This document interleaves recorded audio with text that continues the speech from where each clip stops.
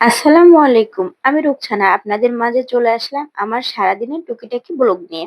এই দেখেন আমার কাজের শুরু। বিছানা রেডি করা থেকে একদম রান্না করা পর্যন্ত সমস্ত কাজ আমি একাই হাতেই করি। কেমন লাগলো জানাবেন কিন্তু। আমার সকালের নাস্তা রেডি হচ্ছে। আপনারা কে কি দিয়ে নাস্তা করলেন অবশ্যই কমেন্ট বক্সে জানিয়ে যাবেন। একটি করে সাবস্ক্রাইব করে দিবেন। ধন্যবাদ সবাইকে। আপনাদের একটু ফুলের দৃশ্য দেখালাম। কেমন লাগলো আপনাদের এই ফুলের দৃশ্যগুলো দেখতে? ফুল গাছগুলা, ফুলগুলা কিন্তু অনেক সুন্দর, তাই না বলেন? খুব কিউট না? আপনাদের একটু মজাদার খাবারের কথা বলবো।